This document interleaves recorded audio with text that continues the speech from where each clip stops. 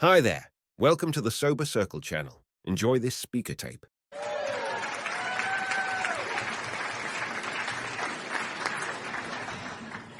Thanks. My name's Hilda. I'm an alcoholic.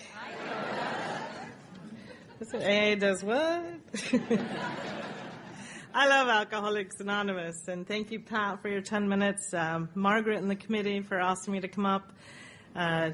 Janet and Jim for giving us a lift from the airport. And, I live in Los Angeles, and I love it when I come to someplace like Sacramento or, Oklahoma, and they go, ooh, traffic's going to be rough. Yeah. Of course it is. And your one traffic light's off, right?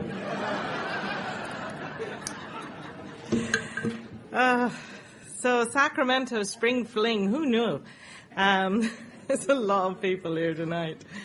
I love Alcoholics Anonymous, I have to say. And with a crowd like this, you're bound to have, possibly, although, I don't know, maybe not in Sacramento, but you might have some Texans here tonight. And just in case, my sponsor always says, in case if you're in Texas or you're somewhere where there might be Texans, you should always give your sobriety date.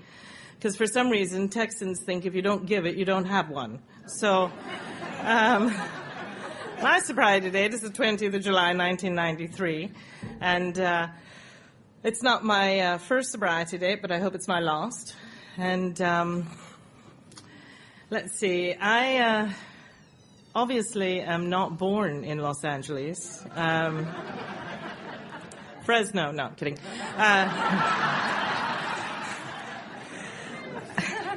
I was born in London, and I grew up in a pub. And no, I really did. My grandparents owned the pub, and I'm an only child, an only grandchild. And I had a thing about alcohol long before I ever drank it. I like the shapes of the bottles and the colors and the fancy labels. And, only children like myself are very good at entertaining ourselves. And for me, my playground was the cellar. And I loved it. I loved it. And I always share this because I can see it today. I'd be down in the cellar and I would line the whiskey bottles up on one side and the vodka bottles up on the other. And I'd have the whiskey bottles chatting to the vodka bottles, and they'd be chatting to me and I'd be chatting to them. And vodka was the good guys and whiskey was the bad guys, And the only sad part about that is it was still happening in my 20s. But but I loved it. I loved it long before I ever tasted it. And, my granddad's pub was in the shape of a U, and he had 3 bars in it. And out the back, the kitchen and the long bar, and then there was a little alleyway between the two. And my bedroom was above the kitchen. And the 2 bars in the front were very quiet, and the cocktail bar where people went after work and would have 2 glasses and go home, or the front bar, which is what it was called, because it was in the front. And, you'd find kind of old people in there nursing a brandy all day. And even when I was little, neither of those were attractive to me, but the long bar had life. It had the pool table and the darts tournaments, and the police would get called and the fights would break out. And from my bedroom window, it was like better than telly.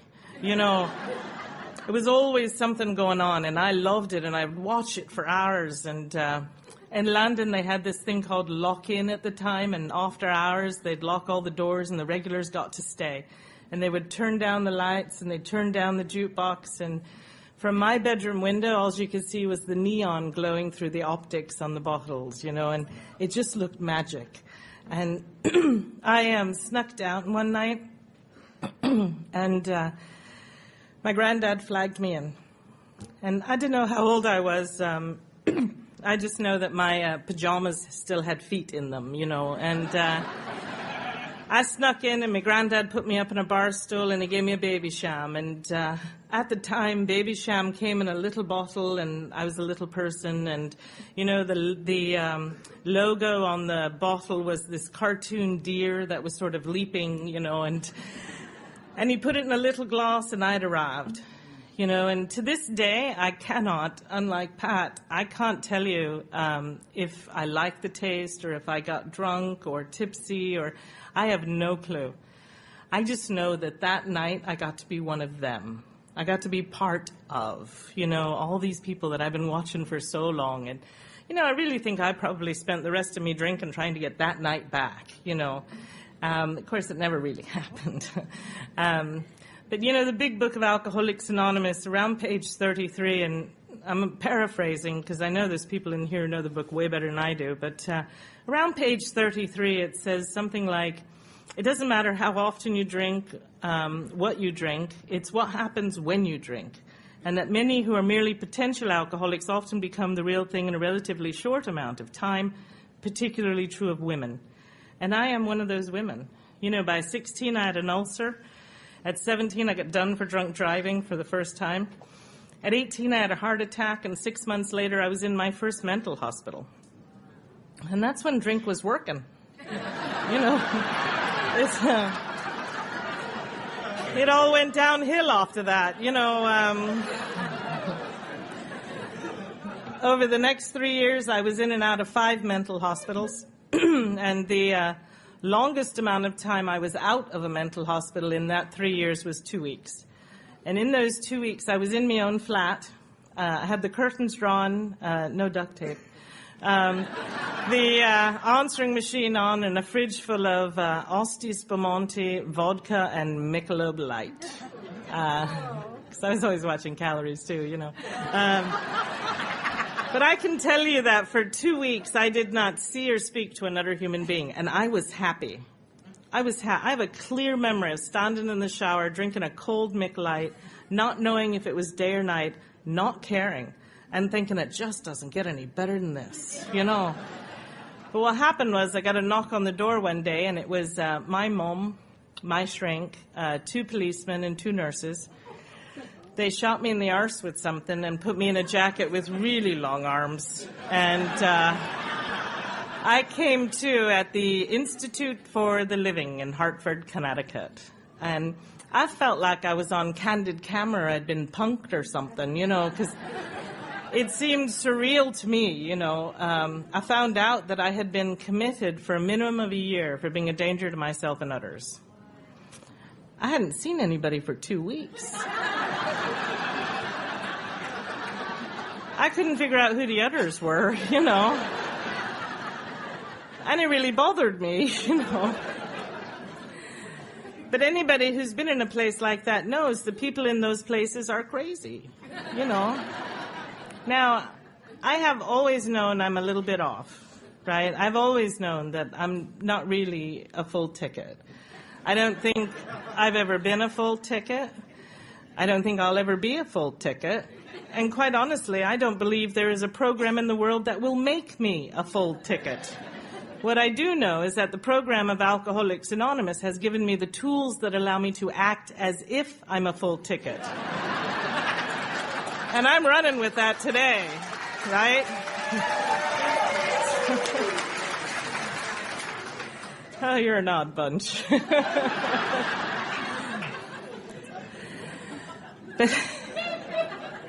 So I'm in this mental hospital, and I know they don't know what's wrong with me, but I have this roommate, and it's really obvious what's wrong with her, right? I mean, she has rage attacks. 1 minute she's fine, and then she snaps. And she starts punching out windows and going for nurses, and it's chaos. And, of course, I'm sitting on the bed reading, nothing going on here. I am good. They did this thing called wet packing, and all these nurses would come in, they would tackle her to the floor, wrap her in cold, wet sheets, and toddle her away. Now, she had something I didn't have, and that was friends locally. And her friends used to smuggle money in all the time. So our room always had money hidden in it. So when she'd get toddled away, I'd start thinking, right? Because I'm a thinker. So I think, what a waste it is to leave all that money just laying around, So I would go AWOL on her dime. And first time I went AWOL, I had $50 on me. I ended up in downtown Hartford. And I had no clue what I was going to do. And this little fellow wandered up to me and he said, "Psst, do you want to buy a ticket to Prince?" Now, I didn't know who Prince was. I am truly an AC/DC Black Sabbath kind of girl. But I'm thinking a dark auditorium, this may work, you know. So I get these tickets, I smuggle 2 bottles of vodka in, I'm sitting in the nosebleed seats, and while Prince did his little Raspberry Beret thing, I got absolutely legless, you know, and after the concert I was wandering around Hartford and I ended up in the park, and there was a group of fellas passing a bottle, winos really, and I sat down with them. And they kept looking at me like stupid or crazy. But they let me drink with them all night. They never said a word. And as dawn came, the white van with the blue letters pulled up, Institute for the Living. And I stood up and said, "I got to go. My ride's here," you know. And,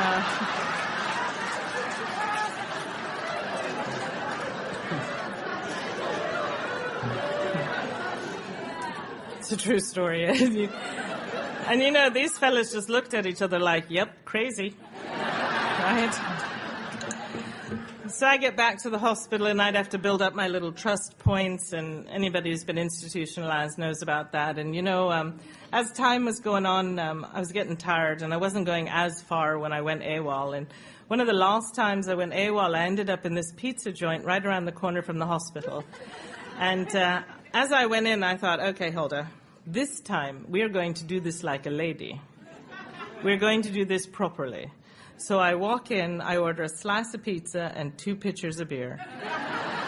I sit down in the booth and I start pouring it in the glass because we're going to do this like a lady. But what happened was some of the nurses from my unit came in on their break.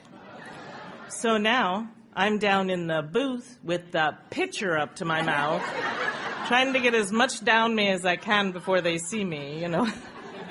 Just madness. So my year anniversary was coming up, and I had to go before a board of psychiatrists. And my psychiatrist stood up and said, "Hilda will never live in normal society. She is completely incapable." And his recommendation was that I did a minimum of another year. And it took me about 2.5 months to get out. So I did 14.5 months total. And in hindsight, I think he may have had a point. Because I got out. I moved from Hartford to Hamden, which was just down the road. I got a little job, and I met a fella. And this fella turned out to be a coke dealer. And I'd never done coke before. And I had no idea that you could drink longer on coke. Right? All of you people nodding already knew that. I did not. But I tell you what happened. In a relatively short amount of time, I've got this little job at $700 a week. I have a coke habit of $1,500 a week. And when you do the math, it wasn't coming out terribly well. And I was sitting on the counter in my kitchen one day looking out at my flat. I was drinking a case of Mick Light at the time. And I realized I sold everything, including my curtains, for coke. And I thought, Hilda, if you're hanging out with people who will buy your curtains, we have a problem here. Do you know, I never did coke again. In fact, I'd be in parties and people around me would be doing coke and my head would go, remember the curtains. Right? Now, I think that's what makes me a real alcoholic, because far worse things happen to me drinking than ever happened to me with coke. And my head never once said, don't drink. What it might say is, don't drink red wine because it makes you cry. You know, stay away from the whiskey because it makes you mean. Or my version of chapter 3, switching from scotch to brandy or Scott to Randy. But it never said don't drink, right? So I'm in Hamden, I get done for drunk driving, drunk and disorderly, indecent exposure, and I think I never should have left England.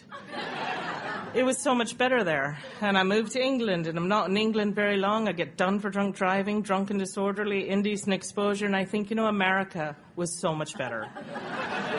What was I thinking? Of course, you know, that's my drinking in a nutshell. Everywhere I went, there I was, you know, and I have a long list of arrests for indecent exposure. And I know I don't seem the type now. Maybe a little. But something happens when you add alcohol to my type of alcoholic. And I know I'm not alone in Alcoholics Anonymous because I've heard a lot of women share. But as soon as you add alcohol to my type of alcoholic, for whatever reason, I just know that you have to see my tits.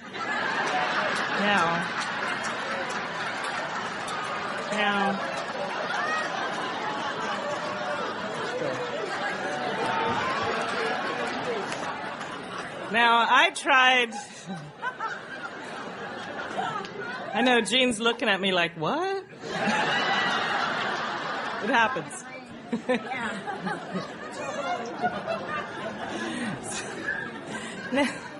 Now, I know that that's part of my alcoholism because I do not feel the need to show them to you right now.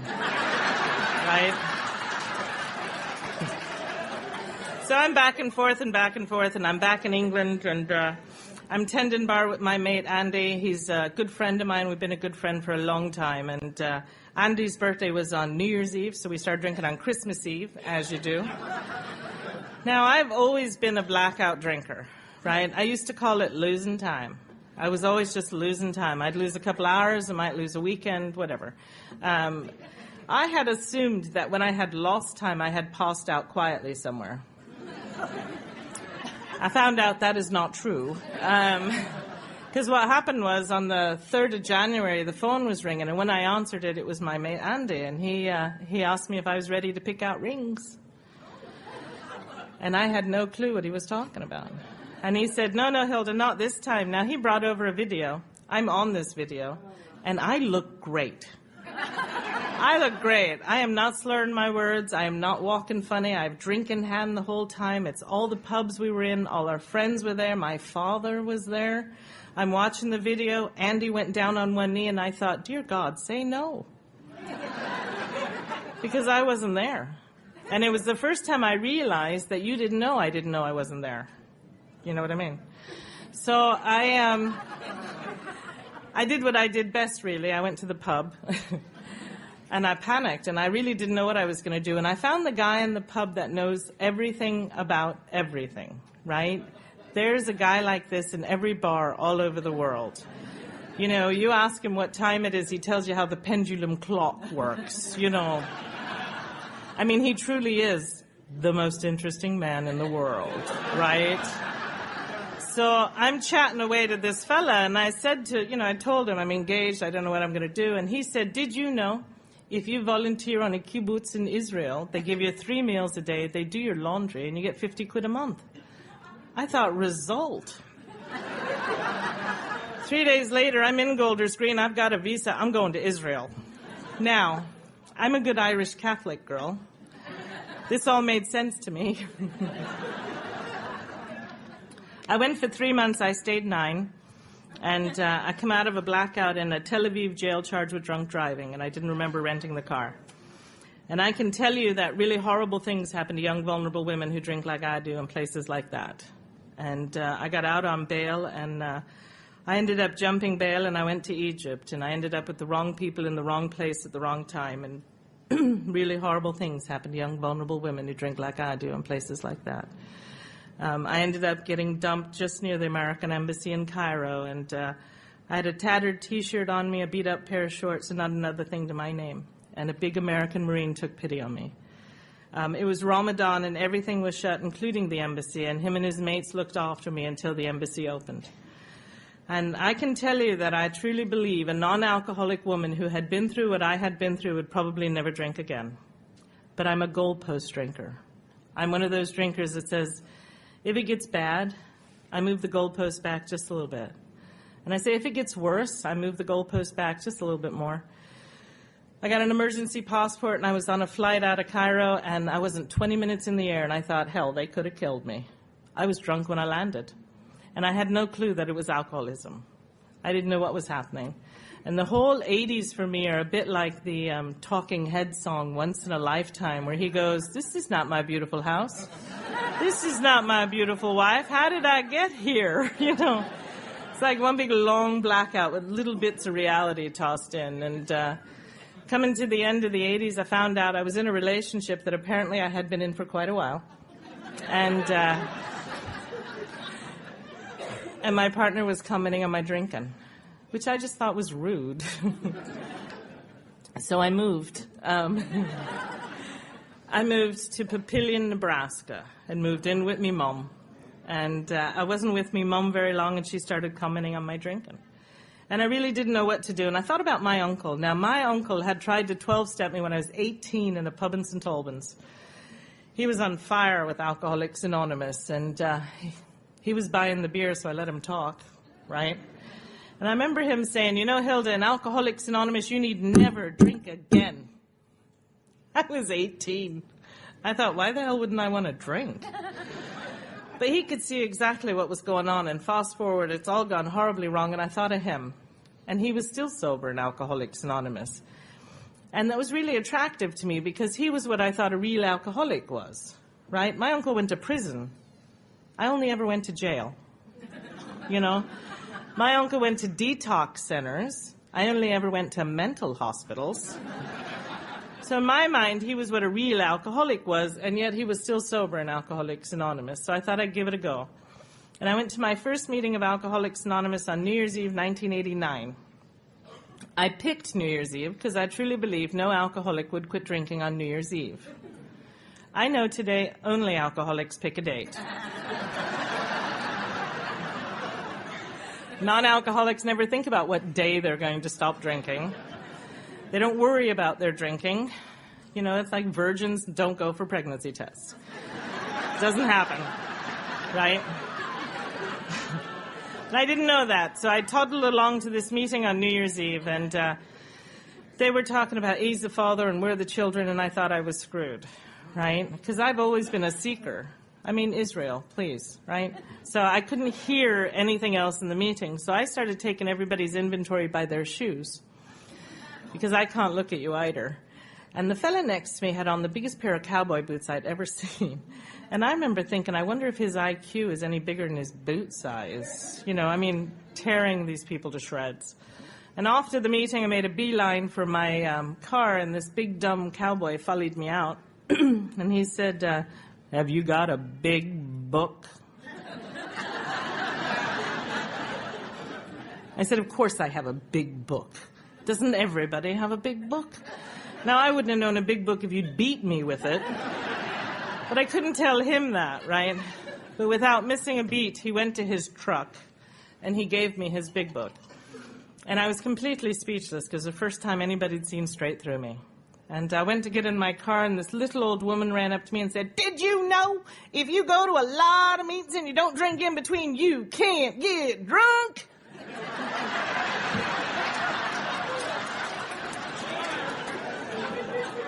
Thank you. So I'm leaving this parking lot thinking these people are freaks, right? But I'll tell you what happened. As I was driving away, that little woman's voice resonated in my head, and I thought, you know what, she may have a point here. If I went to a lot of these meetings and I didn't drink in between, I may stay out of trouble. And that's what was attractive to me. So I spent the next 3 years in Alcoholics Anonymous as a rocket to stardom. And if you have any time in Alcoholics Anonymous at all, you know exactly who I'm talking about. I look good. I sound good. I have memorized chapter 5. Not just where it says God could and would. I'm talking about chapter 5. And the reality is I'm coming in late. I'm leaving early. I'd say my name's Hilda. I'm an alcoholic, but the little voice in the back of my head would say, well, my mother thinks so. My uncle thinks so. You know, but I'm getting better jobs, and I'm in dry clean only clothes. I've got nice cars, and I'm really starting to think that the steps are for those of you who are really unwell. And there seem to be a lot of you, right? That really you should be glad I'm here because you need me, you know. Arrogance and ignorance is what I suffered from, and I had no clue. No clue. I got a sponsor because people are giving me a hard time about not having one. You know what they're like, right? So I found the oldest, frailest woman I could find. I figured she wouldn't give me a hard time. I was wrong. But what happened was she tried really hard, and, I had no clue what was going on, and she got really, really ill, and she was dying in hospital, and I went to see her one day, and she said, just remember, Hilda, Alcoholics Anonymous will be here for you when you come back. I hadn't drank yet, had no clue what she was talking about, but she could see exactly what was going on, and of course, when she passed away, I pulled away. I went from 7 meetings a week to 5 to 4, 3 a week, 2 a week, 2 a month, because now I'm very busy. And I'm not going to Friday night because the same woman shares the same shite every week, and I'm just not listening to it, right? And I'm not going to Wednesday night because I can't stand the secretary. And now I'm taking AA's inventory. And what happened was I was in Florida. I was on my way to my dream job in Germany, the job I had always wanted. My partner had come back because I wasn't drinking, and we're walking on the beach one day, and she turned to me and said, you know what, Hilda, not only do I not like you, I don't love you drunk or sober. And I thought, are you kidding? 3.5 years I haven't had a drink for you, which was my other problem. So I took my now ex to the airport, and as the plane took off, I walked in the bar. I started with double Jack, because that's how I drink. Started drinking on the Thursday, arrived in Germany on the Sunday, started my new job on the Monday, got done for drunk driving on the Friday, and woke up in a wet bed next to my new boss on Saturday morning. That's my drinking. Glamour drinking. I drank like that for 9 months. I've heard people stand at podiums and say, if you want to pick up where you left off, pick up a drink tomorrow. Absolutely not my experience. When I started drinking after not drinking, my drinking was 10 times worse and more. My blackouts were longer. The people I woke up next to were uglier. Beds were wetter.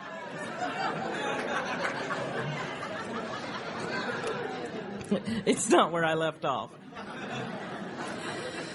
On the morning after what I hope is my last night before I woke up in my own bed, which had become a bonus, the bed was wet and I was still dressed from work, and all of this is very normal for me now.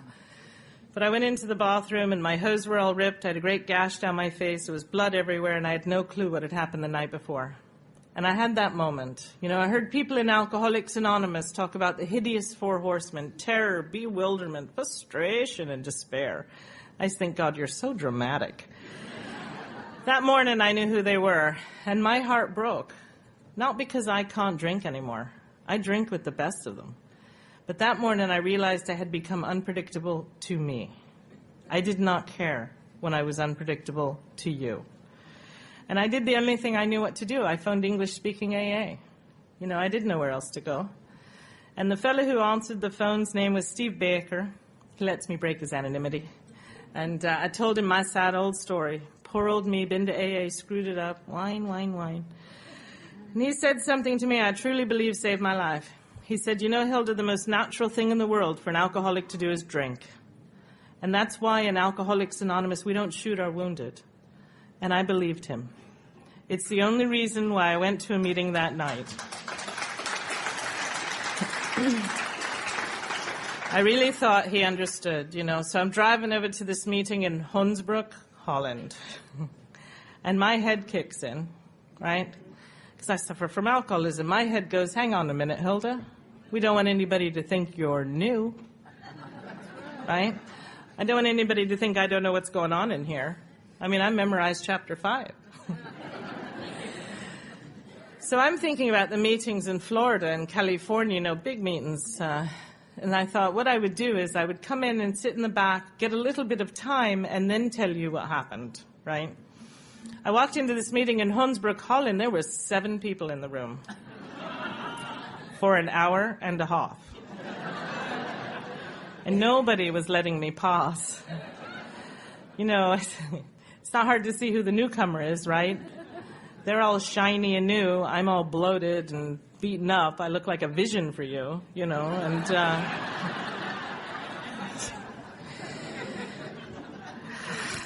so I told them all my sad old story. And, at the end of the meeting, they were looking for somebody to make the tea and coffee. And I was thinking, wow, I hope they find somebody. It's an important commitment. And this voice from across the room went, Hilda will do it. And I thought, Hilda, who? This meeting was Tuesday, Thursdays, and Saturdays, and this was Tuesday night. I said, I don't know if I'm going to be sober on Thursday. It seemed like a long time to me. And she said, if you want to stay sober, you'll make the tea and coffee.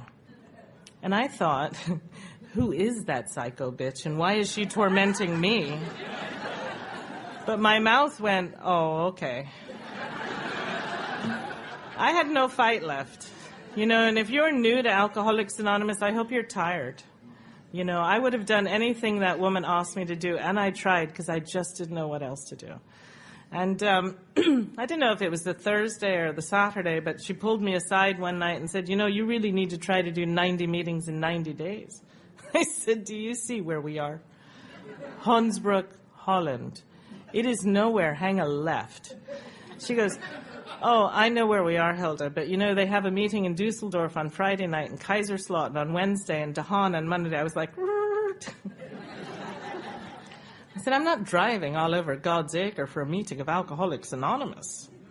Not happening. She goes, huh, how far did you drive for a drink? Which is so not fair, right? Because I am that drunk at 2 a.m. driving around for anything open, right? So I started tormenting my home group because I had a thing when I was drinking. If I got lost, all bets were off. I did it on the way to weddings, job interviews. It just didn't matter. If I got lost, I found a B&B, got a couple of bottles, and called it a night. So I was afraid to get lost. So on Thursday, I'd say to my home group, I'm driving to Dusseldorf tomorrow night. Does anybody want to go? The guy I hated the most. Hated. Always went, I'll go with you, Hilda. It's like anybody but you, right? But Mike would show up every Friday. We would drive an hour and a half to Dusseldorf, an hour and a half's meeting, an hour's coffee afterwards, and an hour and a half's drive home. And I wanted to kill him the entire time. He had about 8 years of sobriety at the time, and I pulled over on the Autobahn to tell him to get out. You know, and he would just laugh. We're going to be late if you don't get going. Kill this guy. You know, I'm so grateful for where I got sober because I learned principles before personalities. You have to when you hate your home group, you know. They're all you've got, you know. But I'm very lucky, and I was reminded of this the other day. I'm really lucky for the home group that I got sober in because they were active in Alcoholics Anonymous. You know, they were very active and passionate about Alcoholics Anonymous. And they were doing 12-step calls. And I was over at the woman who became my sponsor, the psycho woman. And I was over at her house one night, and her husband and one of his sponsees got a 12-step call, and they were all excited, and they went out to do this 12-step call, and I didn't have a clue what they were talking about. And they came back a few hours later, and my sponsor said to her husband, where's the new guy? And he said, oh, you're never going to believe what happened. We went out to do this 12-step, and we got there, and there were lights on in the house, but he wouldn't answer the door, so we broke in, and we were looking for him, and there was nobody there, so we were leaving, and the guy sitting on the porch across the street said to us, who you looking for? And that's the guy we were supposed to be 12-stepping. Of course, he'd just seen them break into a house, and they said, oh, glad we found you. Do you want to go to a meeting with us? And he was like, oh, no. What I loved about that is that they didn't take life seriously, but they took alcoholism seriously, you know, and they knew they could go back and make amends for the guy whose house they broke into. But, you know, I love that, you know, and that's the enthusiasm I got sober in. And, you know, I was reading something in the book one night, and I didn't even know what it was. I thought the book was terribly written and really poor. Whatever. I was reading it, and it said something about telling somebody something immediately, right? So I called this woman who'd been tormenting me up, and I said, you know, Sandy, I think I need a sponsor. And she said, yeah. I said, well, would you sponsor me? And she said, I have been, but thanks for making it official. Click. And that's how I got my sponsor. And I have to tell you, she was good as gold and the patience of a saint. I was in her kitchen one day reading through the book with her. And I said to her, I know what it says, Sandy, but do you know what they mean? And before I could enlighten her, her book came across the room and just missed me. And I said, geez, Sandy, what you doing? She said, no. When you read the big book of Alcoholics Anonymous, you read the black bits. There is nothing in between the lines. What they say is what they mean. And, of course, I'm a mumbler, right? I'm like, I don't know. I think it might be a little deeper than that, you know. I don't know how she didn't beat me to death, you know. But she was really good as gold, and she dragged me through the steps of Alcoholics Anonymous. And, you know, I was in her living room one day, and I said, you know, Sandy, it's really a waste of your time and mine, because I always drink. I always do. I'm going to drink. I always drink. And she said, well, if you're always going to drink, how about we just don't drink tonight, you know? And she said, you know, if you truly take on steps 6 and 7, if you truly incorporate them in your life and you change, you never have the excuse of I've always been and I'm always going to be. And she gave me hope that night, you know. And I went over to Sandy's one day after work. They were promoting me. They were sending me to Belgium. Belgium. I just thought it was a place on the news. I didn't think people really lived there, you know. So I went over to Sandy's and I said, they're promoting me, Sandy. I'm going to Belgium. And she said, what's the problem, Hilda? And I said, well, I'm only 9 months sober. I'm not supposed to have any major changes in the first year. And she said, I'm really sorry. Your company didn't get the memo. Pack your bags. So I moved to Belgium, and I was miserable. And I tried duvet therapy. I'm sure nobody's here has ever done that. You know, you get home from work, get under the duvet, get up the next day, and hope it all changes. It doesn't work, but I didn't drink. And I finally gave in, and I called Sandy, and I told her what was going on. And she told me to blow the dust off my big book and get my happy little arse 20 minutes up the road to the Brussels meeting. And when I got there, she wanted me to share honestly, and I was like, whatever. So I drive up to Brussels, and I go to this meeting, and when I get there, you know, they have almost no literature, and their coffee is like sludge. And when I shared, I told them so. And afterwards, they gave me the literature commitment, and they took me to coffee. And I learned about putting my hand out again, you know. And I got offered a job in London, and I did it all different. You know, I went over every weekend. I had a home group waiting for me when I got there. I had a service commitment waiting for me when I moved. People in AA in London helped me find a flat. And things went really smooth, and I didn't have to do duvet therapy. And I started to realize, I should say, what you meant when you said to do something different for a different result. I had heard you say that, but I had never tried it. And, you know, my sobriety hasn't really been textbook sobriety, but it has worked for me. I was about 2.5 years sober, and I was at a convention in Ireland, and I heard this speaker say, you can do absolutely anything in Alcoholics Anonymous if you're willing to do the work and pay the price. And I thought, okay. So I went back to London, I quit my job, I went on the dole, and I started applying to universities. I was going to go into a helping profession. I was going to help people. 2.5 years sober, I did not know enough to know that I don't like people enough to do that. Right? Sometimes I think it shouldn't be any major changes in the first 5 years, you know. I was about 4 years sober when I got my first tattoo and my first motorcycle. And there's more bikes out there than that. I've seen them.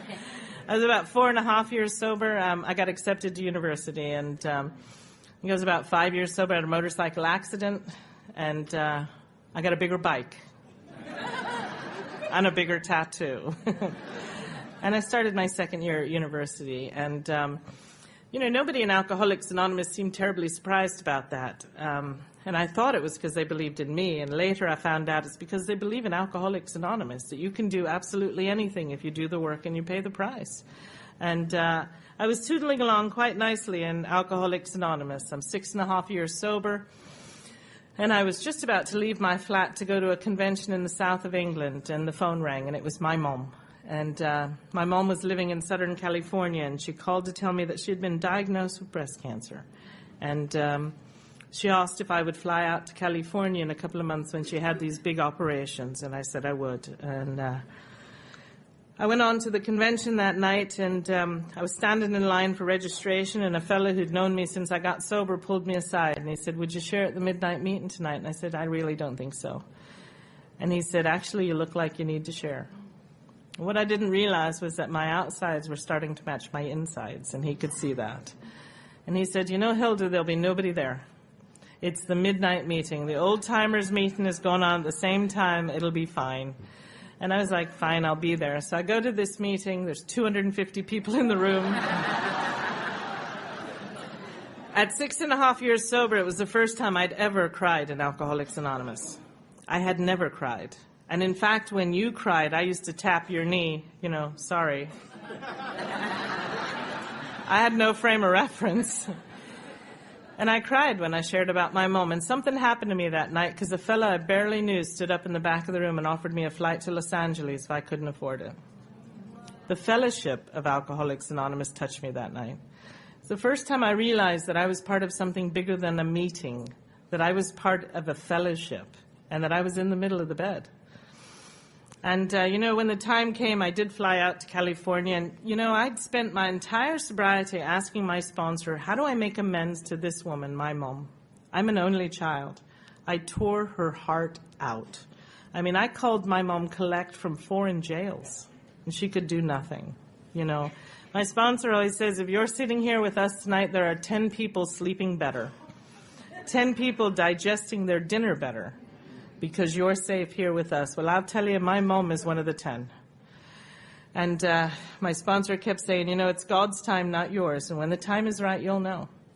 So I went out to Pasadena, and she was in Huntington Hospital, and the 202 Club was right across the street. And I made sure I was there when she went to sleep, and I was there when she woke up. And when I had the chance, I ran across to the 202 Club. And, oddly enough, I say, is it odd or is it God?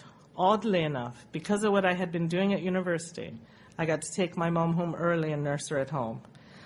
And we were in there, and I was changing her tubes one day, and my mom turned to me and said, Hilda, I don't know how I'll ever repay you. I said, you don't get it.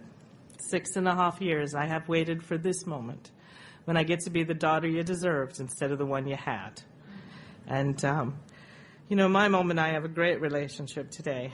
And I love that thing. Life is not measured by the number of breaths you take, but by the moments that take your breath away. Because that's been my sobriety. It's not about the years. It's about those moments. We just had dinner with her the other night. And, she's in remission and she's doing well. And, for her 60th birthday, which is a good few years ago now, she wanted to go home to Ireland. And she asked me if I would take her home to Ireland. She was born and raised. And I said I would. And I said to my sponsor, I'm taking my mom home to Ireland for her birthday. And my sponsor said, just remember, this is your mother's trip. I said, yeah. She goes, no, I'm serious, Hilda. I was like, yeah, all right. So I took my mom back to Ireland, and we went all around where she grew up and where she bought her sweets and where she caught the bus. And I wanted to shoot myself. And but I remembered it was my mother's trip, and I went to meetings of Alcoholics Anonymous, and you reminded me that this was my mother's trip. And we were on Bray Mountain one day, and my mom turned to me and she said, Hilda, you've turned into a lovely young woman. My mom. That's Alcoholics Anonymous. There's no other explanation. And when I was in London, I was working for a company whose head office was in New York. And in 2001, I went to New York in August, and I found out I was getting a promotion. I was going to be a god. And it was about time. I knew they'd see my worth one day, And whenever I'm in New York, I used to go office, hotel, meeting, hotel, office. That's all I ever did. And I always have a home group away from home because that's how I do Alcoholics Anonymous. I cannot afford to be anonymous in Alcoholics Anonymous. And I was in New York, and I was going to have this big corner office with this beautiful view, and I went to, on my way to my meeting that night, I called my partner and said, "Pack it up, babe. We are moving to New York City. I'm going to be a god." My partner, who has 3 months longer sobriety than I do, and will tell you so, said, "Of course we are. Why didn't you call me after the meeting?" I thought, you're not getting this. I'm going to be a god. So I go to this meeting, and I sit in my seat because I'm predictable. And I'm sitting in this meeting, and I'm thinking about my corner office and the view. And this kid comes over to me, and he tapped me on the shoulder, and he said, "Do you remember me?" I said, I'm sorry, I don't. I'm thinking, why would I know this kid? I'm going to be a god. And he tapped me on the shoulder again, and he said, "You shared at my very first meeting, and I'm a year sober tonight." And it meant the world to this kid that I was in town on his anniversary. And I had one of those moments when I realized it wasn't about the corner office, and it wasn't about being a god. It was about being of service in Alcoholics Anonymous, being of service to my mother, being of service. And I went back, I turned down the promotion, and I went back to London. And 2 weeks later, the towers disappeared. And I spent the next 36 hours checking off names on a list that people who just wanted somebody to know they were okay. Most everybody else in the office went to the pub to watch it on telly. But I got to be of service because you taught me how in Alcoholics Anonymous. And when I was about 8 years sober, we moved out to Southern California so it could be near my mom, and went on a 5-year plan, stayed 7, you know how that goes. And Southern California changed my entire sobriety.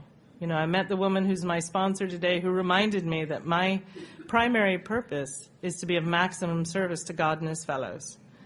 It's a pretty clear statement, and I had lost that somewhere along the way. And a few years ago, we had to go back to Ireland for my partner's visa. And I'll be honest with you, I did not get on well in Ireland. But I'm well trained in Alcoholics Anonymous. I phoned my sponsor every day, and I phoned her every day from Ireland. And finally I said, "Look, Sharon, I don't know what to do." And she said, "Maybe it's time you get on an effing plane." And I hung up the phone, and my partner said, "What did Sharon say?" I said, "Well, she told me to get on an effing plane." She said, "Can I give you a lift to the airport?" Because we knew we'd work it out, right? So I came back to Southern California. I was 15 and a half years sober, jobless, penniless, sleeping on my mom's floor.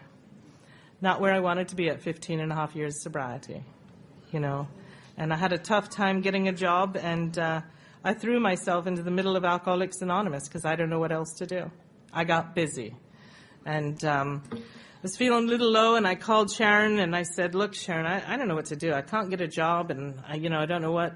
And Sharon said, "Hang on a minute, Hilda. Aren't you and your mom having dinner together a couple of nights a week?" I said, "Well, yeah." And she said, "And aren't you watching certain shows on telly together a couple of nights a week?" And I said, "Well, yeah." She said, "Don't you think this might be a way to make amends to your mother by allowing her to be your mother?" And if I'm honest, I wasn't really buying it at the time, but it sounded good. And in hindsight, I know she was right, And of course, what happened was my partner got back in the country. I got a good job. We got nice cars. We moved into a nice flat.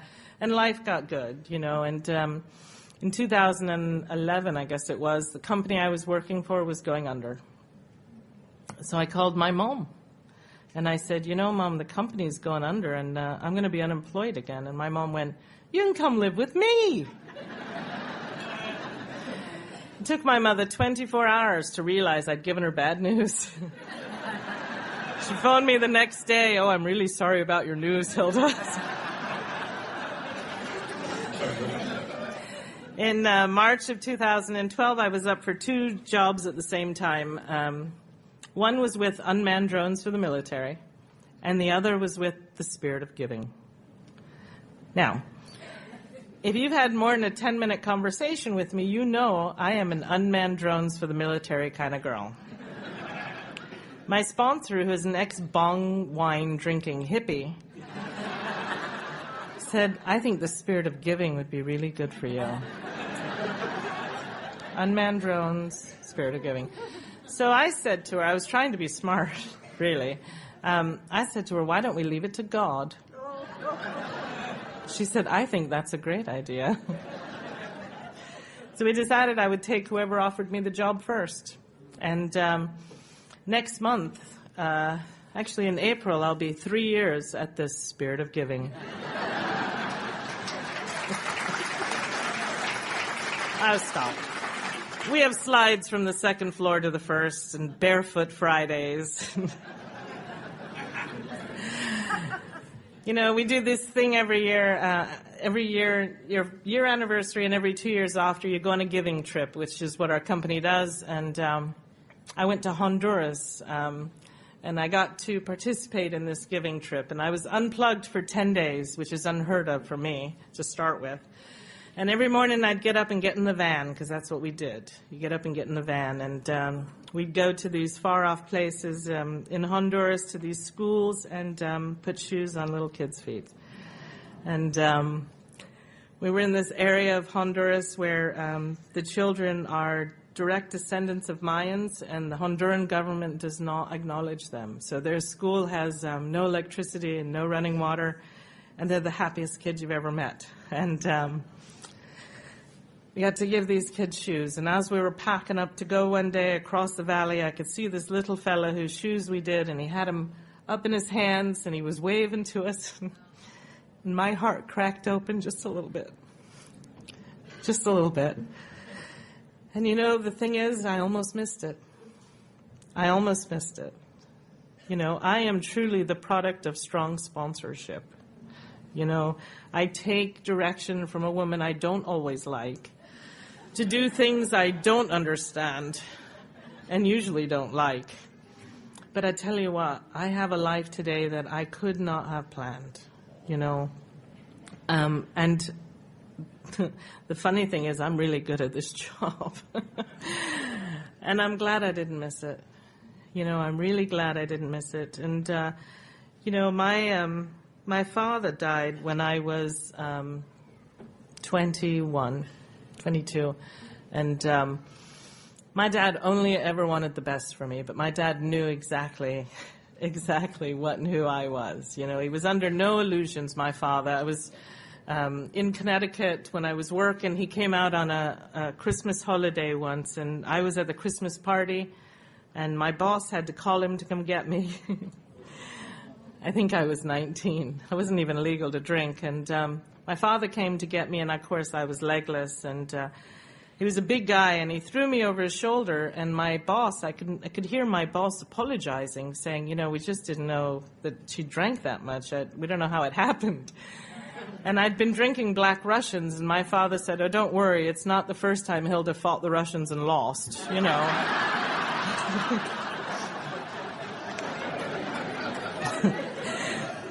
And that was my dad. My father's buried in Arlington National Cemetery, and I was so drunk when we buried him, and I had no clue how important it was or what it was all about, really. And a number of years ago, I was going to Washington, D.C. for a works conference, and my sponsor said, you know, it's probably time. It's probably time you go see your dad and make it right. Now, when he passed away, they had given me this like a certificate thing to get through the gates of Arlington. Now, I've moved all over the world drunk and sober. And when we were going to Washington, D.C., and we knew we were going to Arlington, I was able to put my hand right on it. And I don't know how things like that happen, but so we rented a car and we went, and as we drove into Arlington National Cemetery, the guards at the gates came to attention and saluted. And I wasn't prepared for it at all. And I drove straight to my father's grave. Knew exactly where it was, and I didn't know how that happens either. And, you know, I was at my dad's grave, and I realized in the moment there that my father would be proud of me today. Not because I've been of service to my mother, not because I've got a bachelor's or finished a master's, or that I've been in a long relationship, or, you know, even that I'm sober. My father would be proud of me today because somewhere along the way, I got a little bit of grace and dignity, just a little have a long way to go, but the women in Alcoholics Anonymous have really taught me how to be a lady. You know, when I came to Alcoholics Anonymous, I came to a lying bedwetting whore. And I am so grateful today that my first sponsor explained to me exactly what Alcoholics Anonymous is and what it isn't. You know, she pulled me aside one day and she said, "Remember, Hilda, Alcoholics Anonymous is not high school. It is not about being liked. It's not about being popular. It's not about getting a job or losing a job or getting married or getting divorced or getting married or getting divorced or getting married or getting divorced. Or it's not about starting smoking or stopping smoking. It's not about stopping swearing. It's not about any of those things. Alcoholics Anonymous is about staying sober and helping somebody else do the same. That's it. And if you keep it that simple, you'll have a chance of staying sober in Alcoholics Anonymous. And I am so grateful for that. Because I hear people say sometimes, you know, get a buddy. When I was new in Alcoholics Anonymous, nobody wanted to be my buddy. Nobody wanted to no. Nobody has to like you to stay sober in Alcoholics Anonymous. You just get to keep showing up, you know. And I love Alcoholics Anonymous for that. You know, I have the privilege of sponsoring women today, and, you know, I sponsor women exactly the way my sponsor sponsors me. You know, I never ask them to do more than I'm doing, and my sponsor sets the bar pretty high. You know, but I am so grateful to Alcoholics Anonymous. From a lying bedwetting whore to a good friend, a loving and monogamous partner, and a true daughter to my mother, I thank you.